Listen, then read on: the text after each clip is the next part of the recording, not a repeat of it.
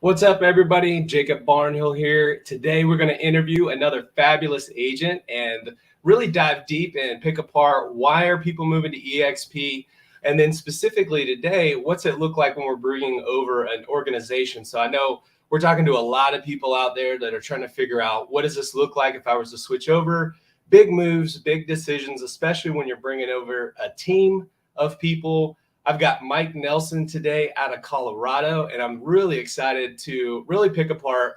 I didn't bring over a large team. I had a mini team when I came over. I know there was a ton of decisions and things that we had to pick apart. But before we dive deep into all of that, Mike, give us a little bit of backstory and about who you are and your team and what's the setup look like and a little bit about your backstory. Yeah, absolutely. So just kind of historically, I worked 19 years at a Fortune 500 company. At the same time, I was in the Air National Guard for 20 years. So kind of did dual job responsibilities or jobs, if you will. So I kind of didn't start real estate till about, I think we're right at 9 years, if I'm not mistaken, ago. And I was moving a lot of work overseas with with that Fortune 500 company, and so obviously it wasn't a great job anymore. For me, it was just not a good fit. So I moved into real estate. Didn't know what I didn't know. Right. Started at Keller Williams about 9 years ago, and was a lifelonger there. Man, we started a single agent model to a local team model to an expansion team model to MAPS coaching to an interim OP of a KW, an investor. So anyways, kind of got to experience and grateful for the opportunities that KW had provided me. So that's a little bit of the backstory. So I got a little bit of that military systems and discipline, if you will, a little bit of the IBM corporate or Fortune 500 corporate world of experience with me on systems, training, leadership, management, right? A lot of that stuff. So yeah, I know we related on the two fronts. Well, three, considering that we both know your son, right? Which is how we met. But both military guys, both Keller Williams guys, and we related on that front.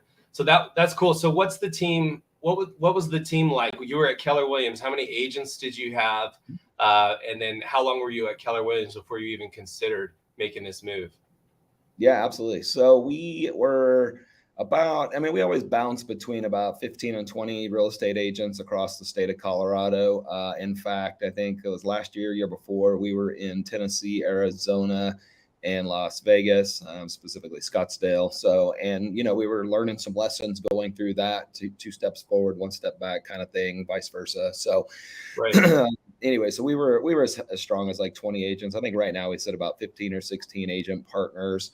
9 years at really KW. So I'd say it was about 8.5 years at KW. We just moved over to eXp in January. Currently, we've kind of consolidated to Colorado only, but we're looking at starting to go back and go nationwide again from a team growth perspective. So cool. And break down what's expansions for anybody that may not know. Yeah. What is that? I love the fact that you call your agents your partners, right? They're all partners to me that may partner at our brokerage or they partner with us at their team, wherever they can kind of plug in to help them grow what they're trying to grow, right?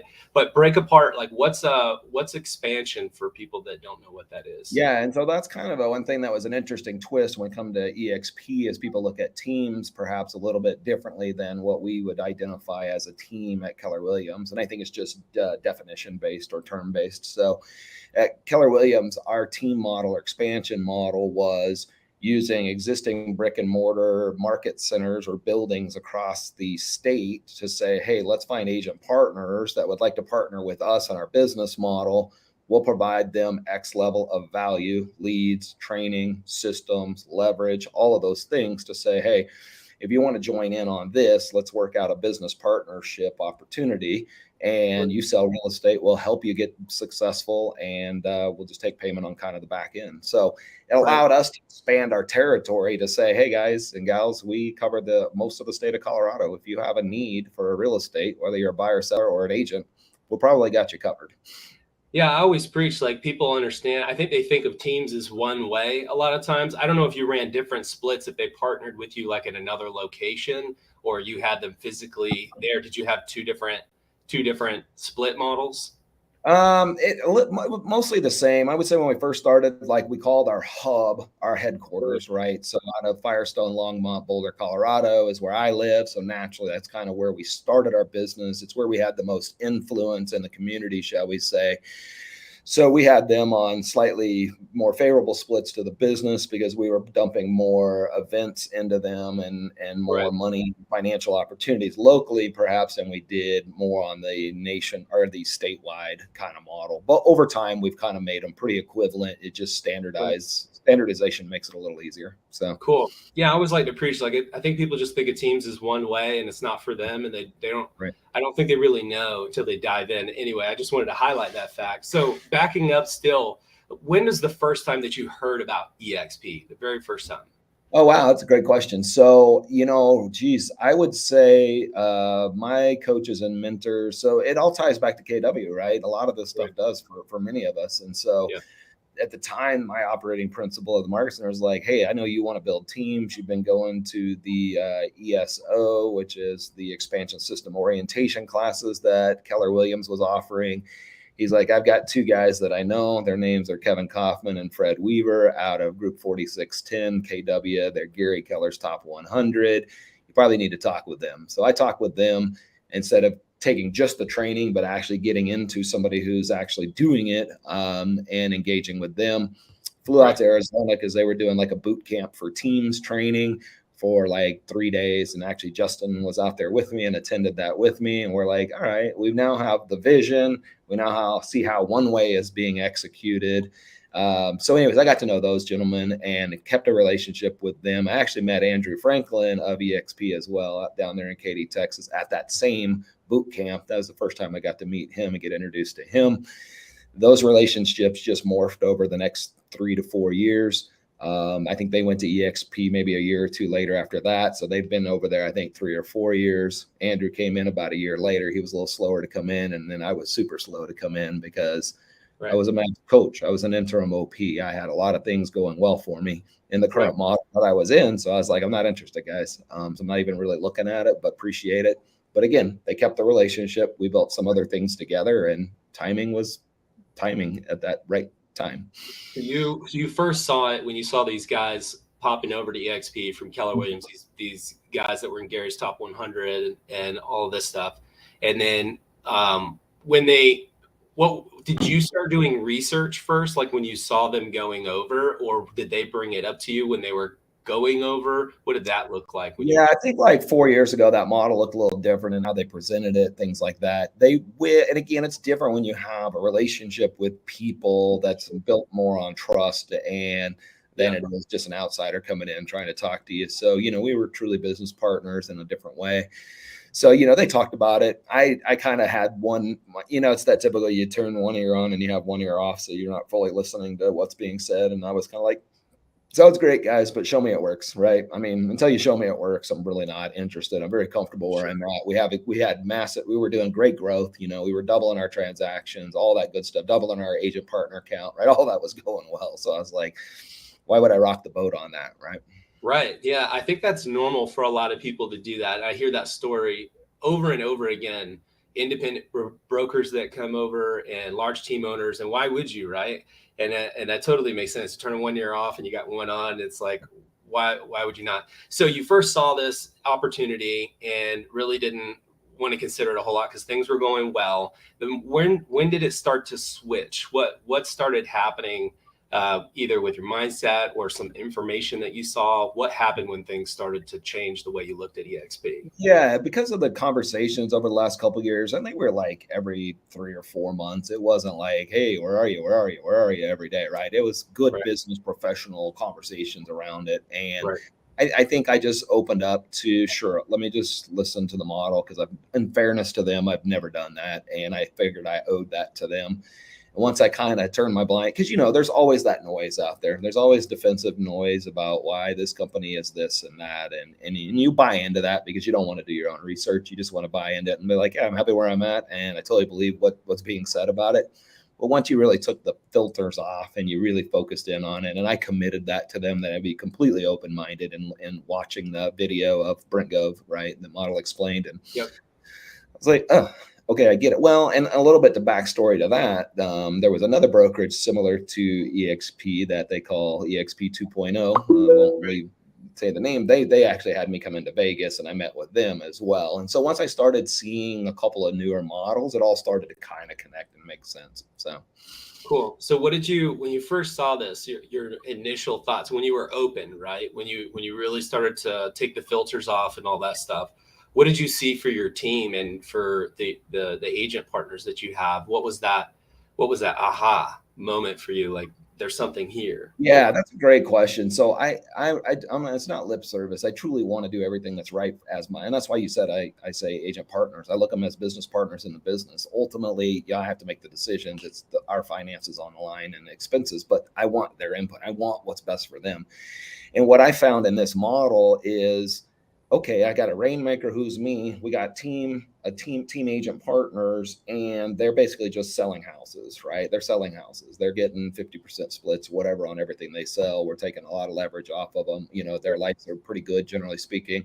But how can they build a team within a team, or what other opportunities can they have? And I'm like, well, crap, this is almost like building a team within a team, because now they have a higher upline that's willing to commit to helping them be successful. It's not just Mike's way or the Rainmaker's way of doing things.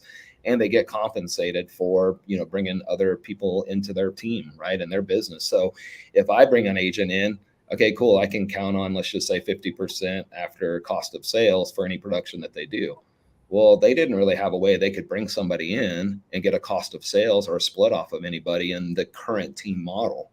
So this way, by going to eXp, one of those advantages was they could actually bring people in, whether they came to the team or they came to eXp, and they were actually getting what I'll call a cost of sale, right? Better known as rev share. Right. So obviously, I'm sure you saw this opportunity. You had the filters off, and you saw this a better way, right? And I'm sure the next thought, or one of the very next thoughts, was, how am I going to present this to my team? Yeah. I'm sure that came up. So what was your thought process? Walk me through that. How were you? Who did you go to first on your team, and what was that plan of how are we going to present this to our guys? Yeah, that was a little stressful and a little tense, right? Because I did it. Our coaches through the eXp model kind of gave us some playbook material, so we were going to follow it because I've seen it not work in other teams that have come over because they didn't follow the playbook. Our staff was 100% on board, and I didn't let the whole staff know. I just let our key leaders know, and that I'm thinking about this. And really, it was like one person, well, two, if you count my wife, right? My wife and my chief operating officer. I said, hey, I'm looking at this. I need to make sure that I have another lens looking at here from our business side to make sure I'm not just being too narrow-sighted in this decision. And they were 100% on board with it. And I say that because the staff looked at it in one lens, and one lens was, hey, one thing you learn about an expansion model is you are at the mercy of, we were in 9 different market centers in Colorado. Well, you can imagine that was 9 different policies, 9 different ways of doing business, 9 different compliance ways, 9 different ruffling of feathers, 9, you know what I mean? It was every market center kind of had their own little jam, right? And so for staff, they're like, all right, for this office, we have to submit the paperwork this way, right? This office, we might not get our commission check for 8 weeks because they take forever to process, the referral split and send it back to the hub. And you know what I mean? There was just some complications there that the model wasn't super conducive for expansion. So to fast forward a little bit, they were all on board because they're like, this is going to simplify our life. And a single brokerage, right, model is going to streamline a lot of the inefficiencies that we have in the current model. Now, to the agent side, I literally took, so what I called expansion leaders. So if we were in 9 different geographical locations in Colorado, I tried to have a team lead, if you will, of each of those locations. So I kind of consulted with them first based on their experience and tenure with us. And even then, I just had 2 or 3 of them. I didn't talk to all of them. And anyways, I just wanted to get a litmus test because I was a little nervous. Like, this is an all or nothing as a rainmaker. Everybody could be like, nope, piss off. We're staying here. Good luck. You're going over on your own. I'm like, that's cool. I mean, if that's the way it's going to be, because I believe so much in this strategy and model, I was okay with it. I didn't like it because I didn't want to have to rebuild from scratch. Right. But to wrap that up real quick, we have Colorado has an annual update course they have to take every single year. Like we have to for our license. It's like a 4-hour in person. You have to do it every year or else you got to renew your license. So we brought in a speaker for that, brought the whole team in and said, this is non-negotiable. You got to come in for this annual update course anyways. And we held everybody over, made the announcement. I think 14 out of 15 all made the move over. Brought Kevin, Fred, and Andrew in virtually through a 3-way call to kind of answer any questions about the move. Yeah. 14 of 15 was pretty. I was, and the things that came out of that room with people that stood up and believed in the vision, believed in the leadership, believed in a lot of the things, just kind of cemented where we're headed as an organization and just what we've done in the past. So it was pretty powerful. Cool. Another thing that I see, and I went through a similar process. My team was much smaller, and I think it's normal you're going to have a little bit of fall off. In my heart of hearts, I feel like sometimes when you got to make those decisions, those may have likely been people that wouldn't have stuck around.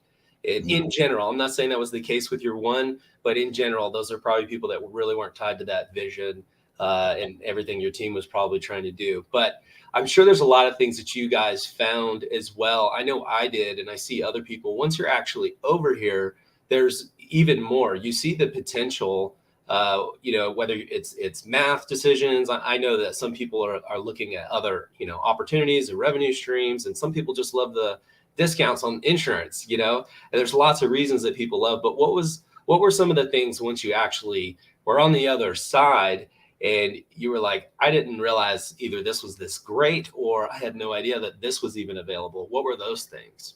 Yeah, I think what was really cool for me is I've always been a networking guy and I always try to get to know people in a room, right? And typically that room is hopefully I'm increasing the who's in that room every time I go out and meet with people as far as just their knowledge, their production, their prowess in the business. And I felt like I was getting that in a small way at the previous brokerage as part of that top 200 group of that brokerage, right? But we were getting that more through like a Facebook private group chat, right? And don't get me wrong, I could strike up conversations in that group and go like, hey, does anybody want to do a conference call or a Zoom call and teach about this or train about this or share your experience with this? And they would do it, but it wasn't as intentional, shall I say. They didn't have that was just kind of like they were awesome and culturally like they were sharing their playbooks. There's nothing wrong with any of that. But what I found in this model is people were more direct with you, more like, hey, let us come in and teach your team about a strategy that we're doing. Let us come in and help them with a business opportunity that we might could strike up in Colorado. It was just kind of next level help, support, and mentoring, right? More than I got at any other place. And I kind of had hoped that would be the case, but I wasn't sure. I wasn't sure if it was like, hey, sign up and then, thanks for signing up. See you later.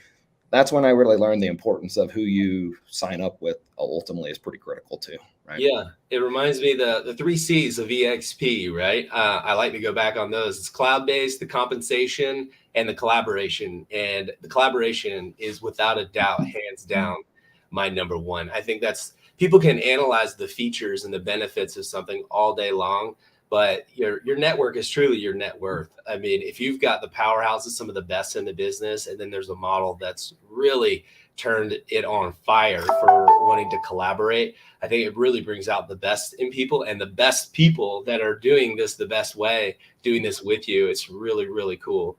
Yeah. And I've always said, I've always preached hey, staying local in your city and having training there is awesome. It really is. However, you got to get bigger, right? You got to go statewide and get some training and knowledge because they're doing different things in different markets, even in your state.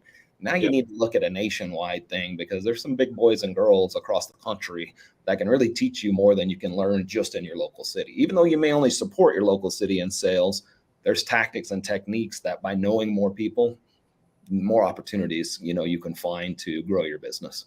Absolutely, man. Well, cool. So 2020, I have numbers for 2020. Yeah. You were 79 million in volume, over 79 million, 208 units closed.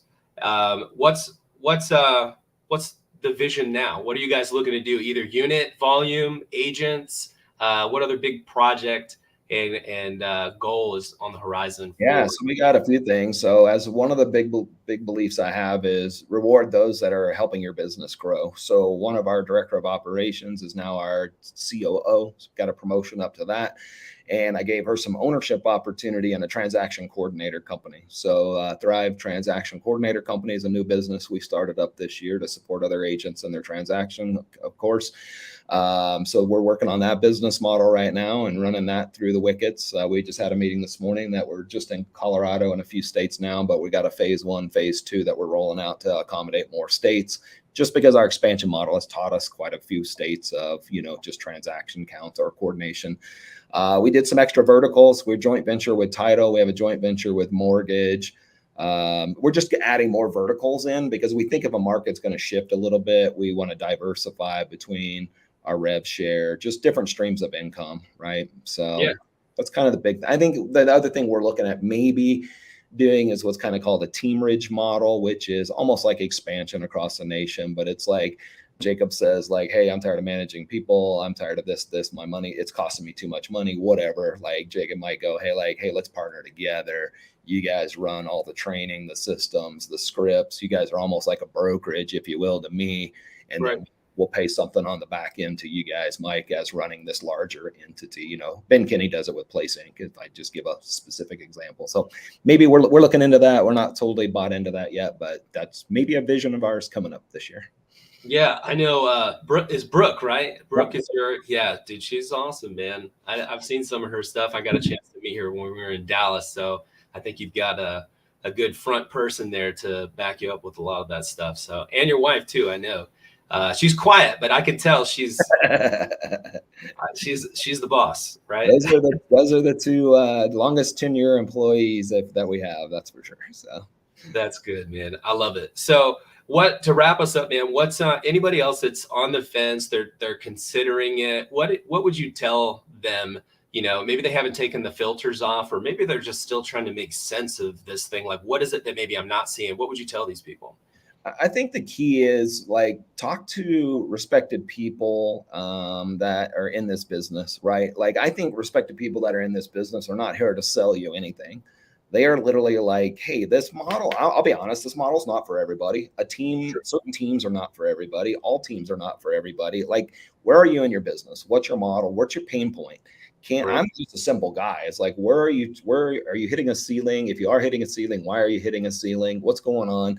Let's really consult your business and see what's going on in your business and go, hey, this has a solution here with this brokerage, or maybe there's a solution over here with this brokerage. I don't really care. I just want to help your business. And if I can come from that mindset of here's a solution that's not just sales, it's really a solution for your business. If you trust me with it, right? That connects that linkage of a business. It's not an emotional thing. It's truly just a business linkage that says, how can I help your business? This model probably does it for you. And specifically, here's why I'm saying that. Yeah, I love that, man. I love it. So if anybody wanted to reach out to you, Mike, how would they reach out to you?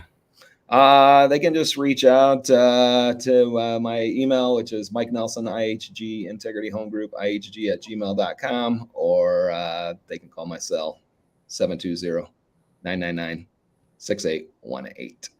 Dude, Mike is one of the most giving people. He just reached out to me from an event. I felt like, you were way up there on this pedestal with your son running his events, and you reached out to me. You're like, hey, I want to connect with other vets and stuff. And we just chatted it up for a little while, had a few drinks. So, yeah, I'm big into the networking, man. Like, I'll learn as much from you as you'll learn from me. And that's just the way this game works, right? If you got to be in a room full of people, and if you sit in the back corner and play on your iPad the whole time, I'm not sure you're maximizing the time of, what you're doing. So I'd rather get to know people.